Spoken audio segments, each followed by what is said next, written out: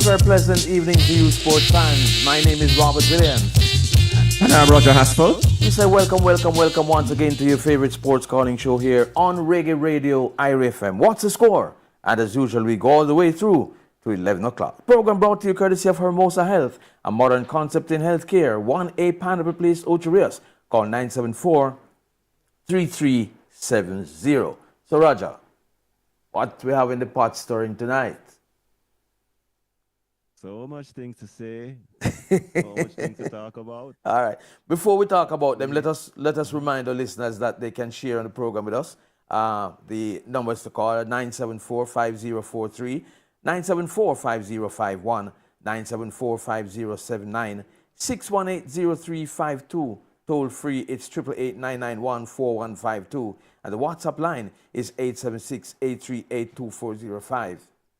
Remember, you can also call us on the WhatsApp line. And as usual, we invite you to send us your thoughts and your queries, whatever it is, via voice note on the WhatsApp line. We hear them as we go along throughout the program. And remember, you can also join us on Zoom. The meeting ID is 824-8919-3303. The password is 666266. As you say, Roger, lots of things to talk about. I guess the best place to start tonight, I would think, is basketball. The Jamaica team making progress to the next stage of the World Cup. What do you think? Yes, I watched the first two games. The game against Barbados, which was a blowout victory. The second game against Costa Rica, although we won in overtime, I was kind of a bit disappointed because Jamaica had numerous leads in the match. And somehow they allowed Costa Rica to come back in the closing stages when the scores were tied. Right. But we prevailed in overtime. Eh? We prevailed in overtime. We were prevailed in overtime, but we shouldn't have gotten there. Yeah, because I mean, in the last couple of seconds, Jamaica had around 10 chances to put the basket in and just could not put that basket in. Yeah. But the third game against Mexico, though, I was watching, but it seemed Jamaica was competitive in the first half, I would say. Yeah. But Mexico is a class team. But after that, Mexico just went on a rampage, man. Just went away. But it's good that we're able to make it to the next round of the qualifiers. We're looking forward to that. Now, I think the team is the local based members of the team. They should be back home by now or coming back home tonight. And we say congratulations to them and let us hope that we can make more progress as the other rounds come around. Similarly, the young under-15 footballers did very well again over there, the CONCACAF under-15 championships. Yes, it was the same under-14 team that from last year. Right. For the most part, most of the teams were like that. Yeah, so a good team, very good team. The youngster from Cornwall, the striker, he looks a good prospect. And Biggie, man. You know, yeah, man. Man, big and powerful. Yeah, man. I'm looking for good things from him in the upcoming Costa Cup. But there was a little confusion for us in the. You know, what's the name? Kelvin Brown. Kevlin Brown. Kevlin Brown. It's two of them, you know. Yeah, two. Yes. But I want to tell you something, you know, Roger. I understand it was actually three of them. Three Kevlin Brown in the team. Wow. So you have to use the middle name. One was what? Denham Town, and one was Marshall or something like that. Yeah. We're gonna be speaking with That's how they have to differentiate them. Exactly. But we're gonna be speaking with a member of the team later on, so we'll get some more info on that. I like what I saw. I like how the team the team had ball handlers. Yes, man, boy. And I think that's how we have to grow. I saw them play some good team football as well. Yes, trust me. Within the teamwork, within the team framework, they were ball handlers. Yes, man. I like that. And them drop some leather. As someone said, the senior team play. Then I'm down, man. Ball handlers. Yes, man. That's how we have to grow football. Some skillful footballers were involved. Man. Ball handlers, man. And to our favorite team now, the West Indies team. Level the 3-match series, the 1-day series. I don't know if I'm my favorite team again. No, we tired of losing that over, man. By the way, we're streaming on YouTube, and we ask you to like and share the video, and send us your comments for on the YouTube channel as well. And we're also on Facebook, right, Shaquille? Right. So we're also no TikTok. Man, the TikTok thing I fight against me, Roger. All right. Yeah, man. So the West Indies will be looking to clinch the series tomorrow. Yeah. The series leveler. I mean, I was driving and listening the game, and sometimes when you listen to the game, you understand the game more. Mm-hmm. To me, I mean, me's an avid radio listener of cricket. Mm-hmm. And how the game was being described, and how West Indies almost let back Pakistan in again, and I didn't see a ball of yesterday's game, because it was so on and off, and I just. Well, I was listening it. Yeah, and then there was that event coming up later on in the evening that that I got distracted and started watching the pre-announcement coverage. Oh, you mean?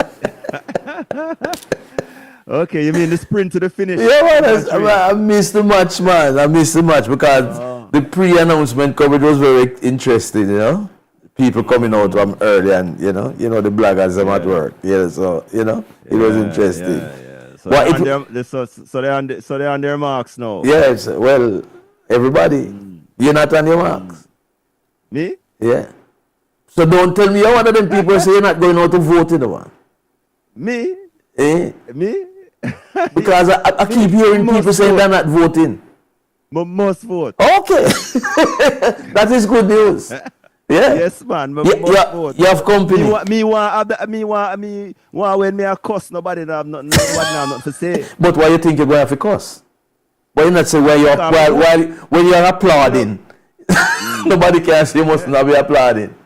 Right, so me want when me a cuss, nobody not say nothing to me. Well, I am looking forward to applauding, not cussing. Yeah? We cuss enough, man. We have enough to cuss about already. So. Oh man, you still have a cuss, man. You bet you. We can't bet you, but we can't put my head on the block. Yeah? Say you are a cuss. Well, tomorrow is going to be a big day in Budapest. Yes. Yeah, because over 20 Jamaican athletes will be invading the Budapest Stadium.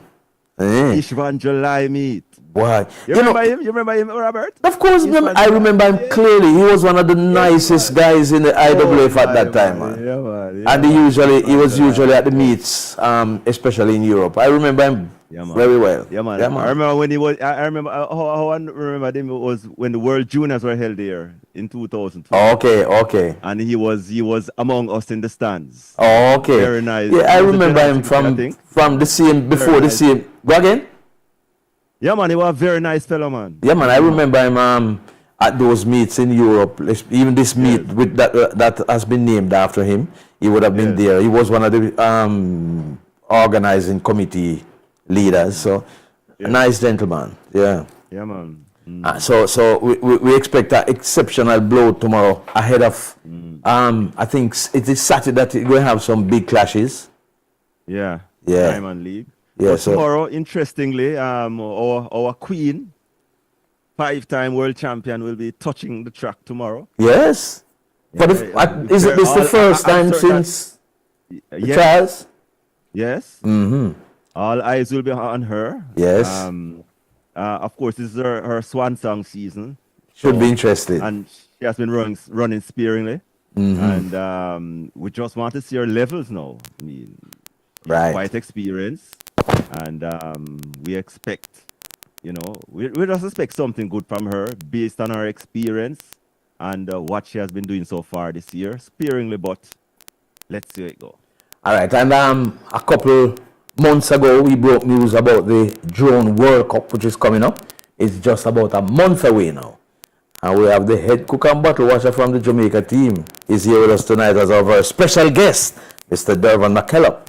and he's going to be sharing with us what has been happening as we get ready for the Drone World Cup. I think it is in where? Germany? Eh? Yes. South Korea, right, South Korea, right. So Dervan will be joining us in short order, and he'll be telling us about the Jamaica team. That is, I think the Jamaica might be the only team from this region that is going. So we get all the information from Dervan again as we go along.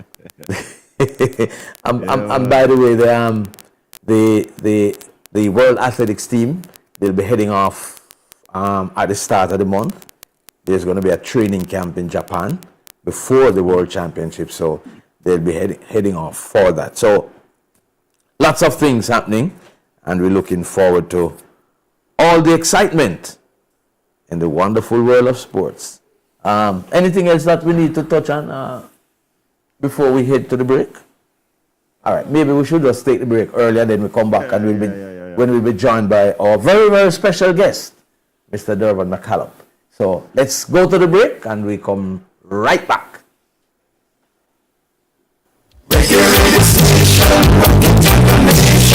The time on IRIE FM is 13 minutes after 9 o'clock. And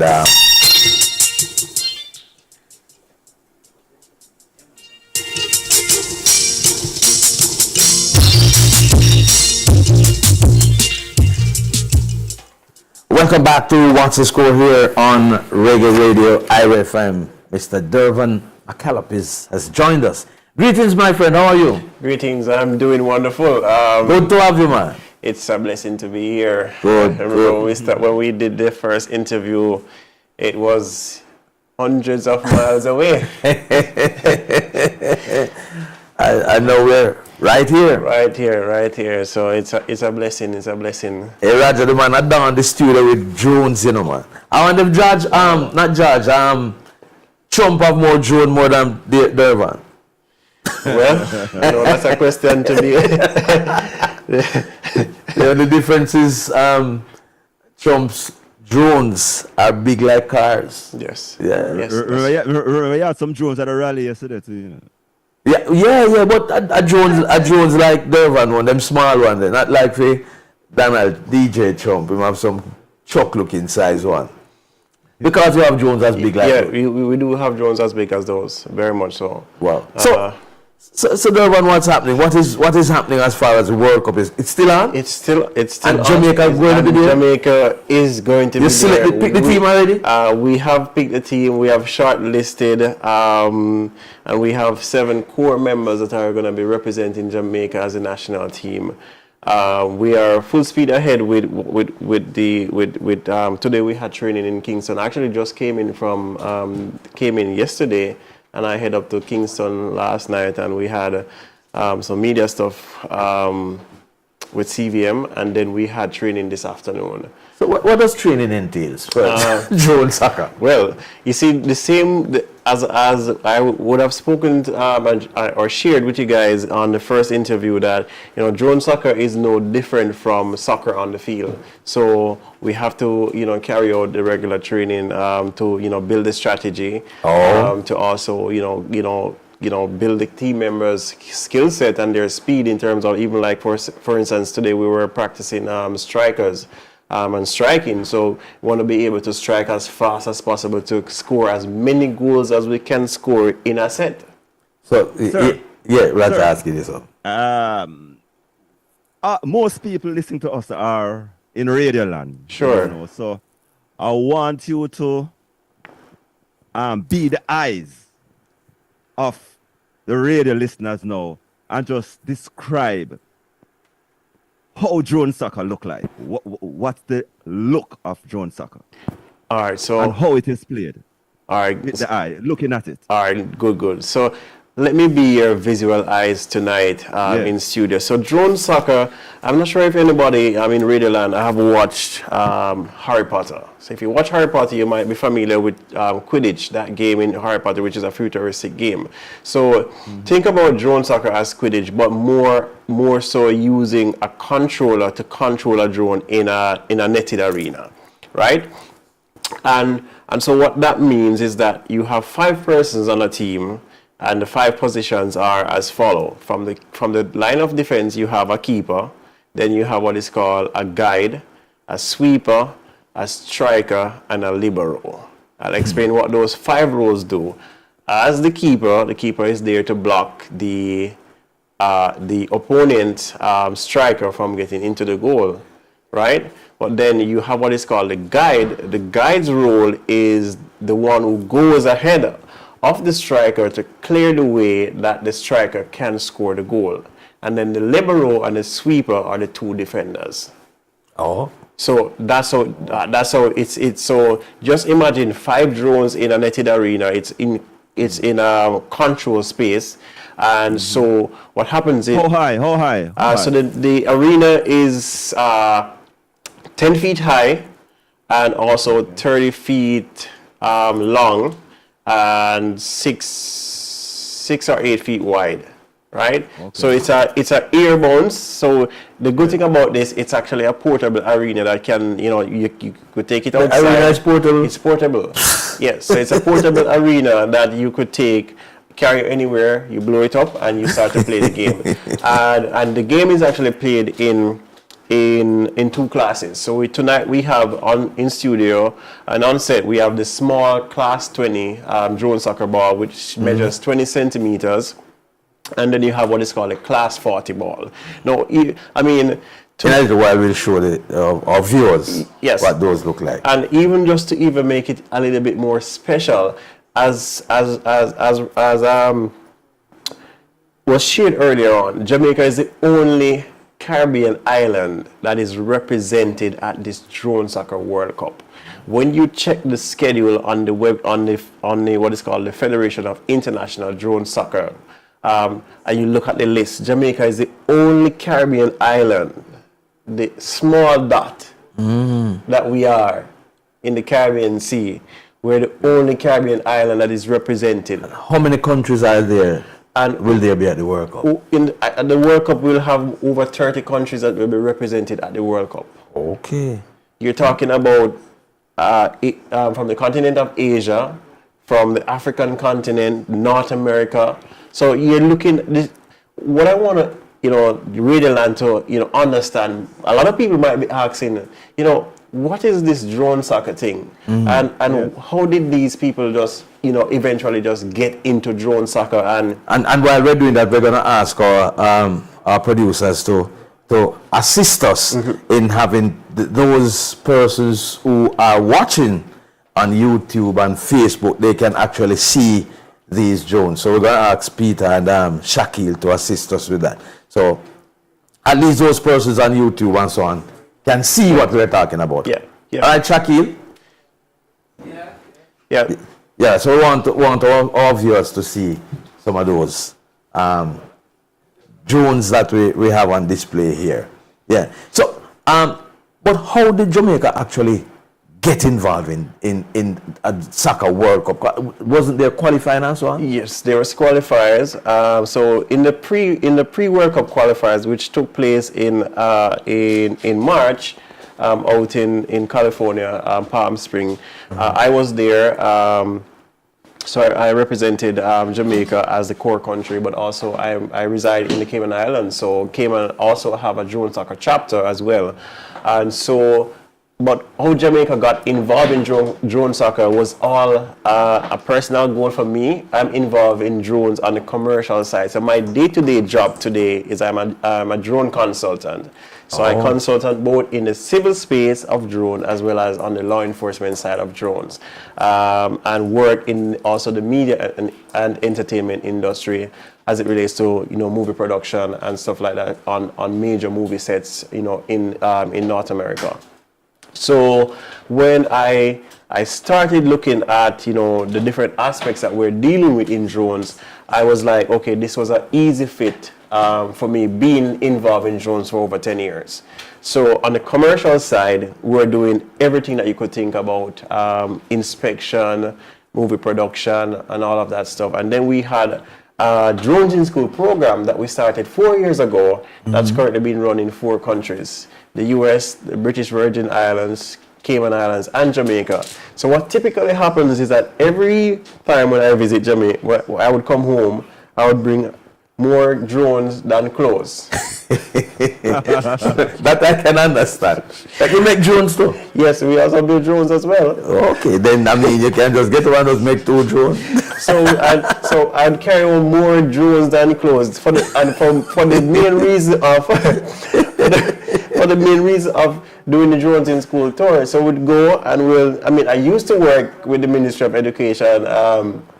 First at Green Pond High School, and then I also worked in primary education in my community in Cascade, Hanover, where I would have done youth service, and I did primary ed. So from that, I have a passion for teaching and learning, and I have a passion for education. But also, what drove me was as a country boy from deep rural Hanover, who never had that experience and never had those exposure. I felt it very fitting that when I started drones in school is to bring it to country. To Jamaica. To bring it to Jamaica, but also bring it to country. So for the last 4 years, what have been happening really, when I come back, I was focused on just Western Jamaica. It was just since drone soccer started that we did our first 2 school tours in Kingston. And people have been reaching out on LinkedIn and reaching out on our Facebook page and saying like, can't you come to our schools? I remember a lady reached out to me a teacher reached out to me from Old Arbor High School, and I was saying like, she was saying like, guys, can't you bring this program to our school? And I said, well, yes, we can. But my focus and my objective was always Western Jamaica. Western Jamaica. We always say West is the best. Everything is in town. Exactly. We bring so many things. How much persons make a team? I know you said five positions. So is it 5 persons that make a team? So 5 active players, but typically we have substitutes. So we normally have at least 2 substitutes. So a complete team can comprise of 7 players, as well as whatever the team administration. The rules of the competition allows. So those substitutes can rotate in and out? Come on, they can rotate in and out, but not actively while a set is being played. Because how drone soccer is played, it's played in 3 sets, and each set lasts for 3 minutes. Oh. Yes. So typically the game is the winner of a game is the best of three sets. All right. So the players that currently make up the Jamaica team now. Yes.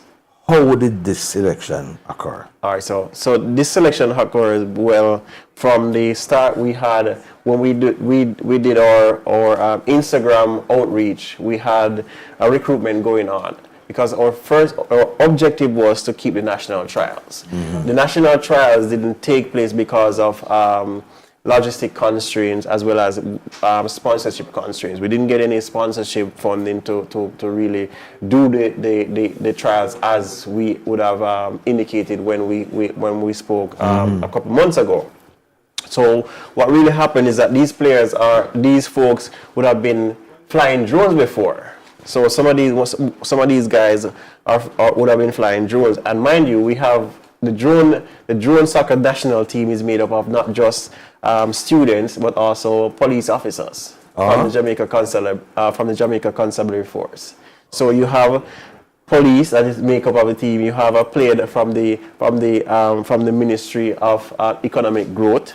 You also have a student from Woolmer's Boys who is also on the national team going to South Korea, and myself also, who is a coach but also a player. Now this is the good thing about drone soccer. So you actually play as well? So, yes, so I also play as well. So that's one of the good or the excellent thing about drone soccer is that we, as the coach, you can play and you can coach, right? How a game is won? The game is won by, it's the best of 3 sets. So the team that wins the first 2 sets typically wins the game. So how points are determined? Yeah. Goals scored. So points are determined by the number of goals scored in the set. So a game can be won by 1 love, 2 loves, just like in soccer? No, in each set. In each set, a game can be won by 1 love or 2 love in regular soccer. And it's how many sets? It's 3 sets. Okay, so it's a best of 3. Best of 3, yeah. Okay. Or best of 3. So if you win a game, how it is described? Like in tennis, they say 6 love. In a football, they say 6 love as well, or 3 love, or 2-1. It's just the same way as regular football. The score would be 10-1 or 13-1. So they're typically the same way. And how long is a game? An overall game across the 3 sets normally lasts like about 25 minutes. Okay. Yes. Okay. Across the 3 sets. Yeah, across the 3 sets. So it's 3 minutes per set, and then there is what is called a maintenance time of 5 minutes to recover, to carry out any maintenance on the drone, and then we start the second set. All right. So question before you come in. Yeah. I'm glad you mentioned that, because it's technology. Yes. And you don't know, sometimes technology has glitches. Yeah, man. Is glitches a part of it, and if glitches do happen, what happens? All right, so if there's a glitch with your drone, in your recovery time, you have that 5 minutes to fix that drone. So you also have spare parts, motors, propellers that you need to change. If the cage is broken, you have that within that 5 minutes maintenance and recovery time. You actually will need to fix that drone. If that drone you're not able to fix the drone, right? We will then replace the drone or take that unit out and then give you a replacement drone. But the first attempt would be the player needs to fix the drone. So it's not the coach and it's not a maintenance team. That player needs to actually fix his or her drone. It's all like Formula One. What if it becomes immobile in play? If it becomes immobile in play, that player has to put their controller down and wait till that set is completed. You cannot enter the arena. Oh Lord. Yes. Okay. Oh Lord. All right. So, what is a training session like? All right. So, like you had training this evening. What does that entail? All right. So, a training session typically entails going over the rules of the game. That's one. It goes over the strategy that we're using to play. So we focus on strategic positioning. In the strategic positioning, we're ensuring that each player understands his or her role, as well as not only understand his or her role, but also are able to play dual roles. So a player can be playing a keeper, as well as they can also be playing as a striker, or as a defender, or as a guide. Because what we want is a dynamic team that can, if say someone who is the dedicated striker or the dedicated goalkeeper falls out, then they can fill in that position. Hold it right there, Dervan McKellop, the drone specialist, the drone soccer specialist. All right, we're going to take a voice note now, and then we come back, go to the break, and then we're going to be speaking with Earl Bailey about the David Waga Hunt Football Classic coming up. So we head now across to a voice note. Yeah, good night, Team IRIE, and good night to all the listeners. What's up, man? Well, it's a very, very happy moment for me. Ram to you. West Indies were able to level the one-day series against Pakistan. So they're on course to win the series. Not taking away that from them, even though they're not playing to the level that they're supposed to be at this time. But they are performing. So I'm looking for a win tomorrow. So I want to treat this as a final, as a World Cup final. And from there, they must win the game. Sure. Right? They are alive in the series, so the only thing for them now is a win tomorrow. Well, I hope the opening pair can put up a very good fight. Carry us way over the half mark of the 25 over. Right? And we can put up a good fight from there. The back end can come and score some runs if I'm a 40 or 50 runs. So if West Indies can be able to get a 300 or 300 plus. The bowlers, they must shine. Catches win matches, so that's one of the key things West Indies have to take into consideration. No misfield. So we can restrict them if they bat first for a low total. And if we bat first, then, as I said, 300, 300 plus, we must be able to win the game from there. Well, so the other one, I want to big up my good friend, David Walker from Atlas Watchers. Always clocking, never turn off, only turn down. So, big up yourself, Robert, Dwight, Wayne Brown, Concrete Asphalt, and the rest of the IFM Sports. I end up on the same page, you know. Everyone just from Atlas Watchers. I end up on the same page, Ron, because I feel West Indies are going to take this one. It's about time we win a series. All right, so I want to big up Shawnee Seaton on YouTube. Leila Herman say, good job, guys, acknowledging the effort of the young reggae boys. We're not going to further with the message still, but but thank you very much, sir. Yeah. We head to the break now, and then we come back. We're going to be speaking with Earl Bailey, the David Waga Hunt Football Classic coming up. We go to the break.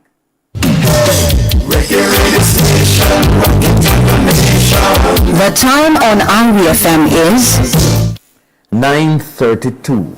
All right, so let's jump across to Admiral Earl Bailey. Earl, you there? We don't have Earl? Yes, sir, I'm here. Greetings, my friend. How are you? I am well, thank you. Merry Christmas. Merry Christmas. It's been a little while. Yeah. It's been a little while. It's been a little while, man. Good to have you. Good to have you. So the legacy of David Waga Hunt lives on. What's in store this time around? All right. Of course, just a quick one on David Waga Hunt. Of course, David was a KC old boy who went on to coach Calabar. Calabar won the Manning Cup and Olivier Shield first time in 28 years. So he kind of basically break a major ducks right there for Calabar. And of course, he died untimely in 2007. And the Waga Hunt Foundation was formed after that to continue his legacy, his memory, and so forth. And this is that game. This game, of course, every year, the Hunt Foundation seek to raise as much fund as possible to help out. Hello? Yeah, man. We're hearing you, man. Go ahead. Yeah, to help out, to give scholarships to students from both Calabar and KC. 12 students. Right now, each student gets $150,000 for the year. So you can work that out. Every year, each student, $150,000 for the year. That's basically $50,000 a term. So it's significant. I saw the football matches was one of those fundraising efforts. Some take place here in Jamaica and some take place abroad in the US. All right.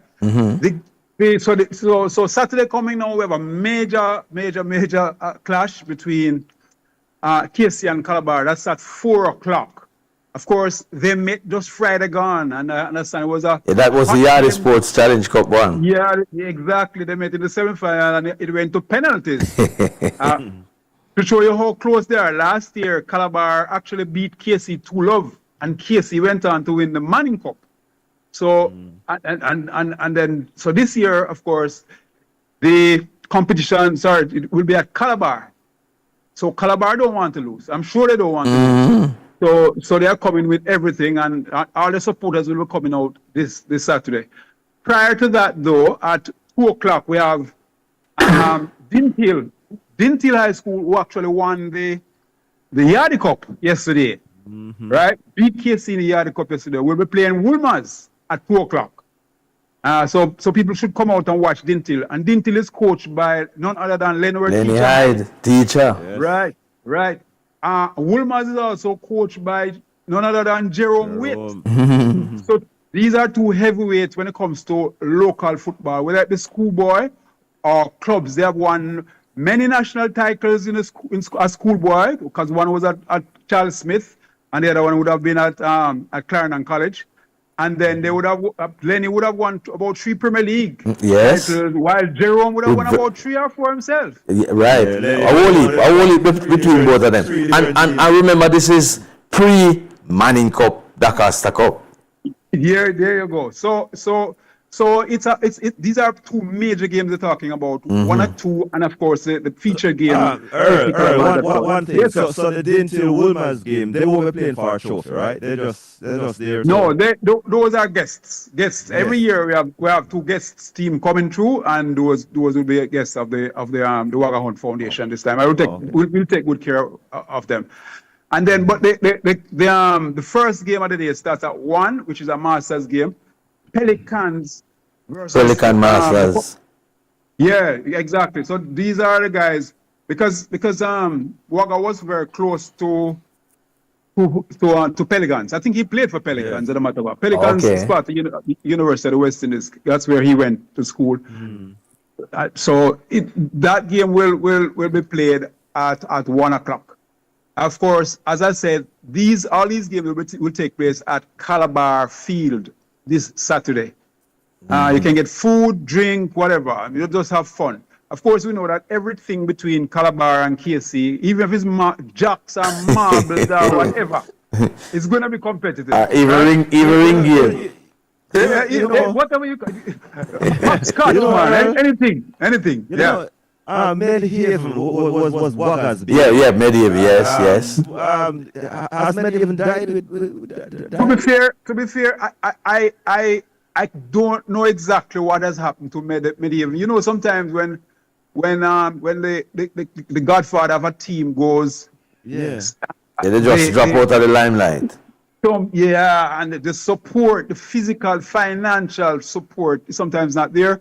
So sometimes they lose their way. So maybe that's what happened to Medhaven. But I don't think it's dead, but probably not as probably dormant.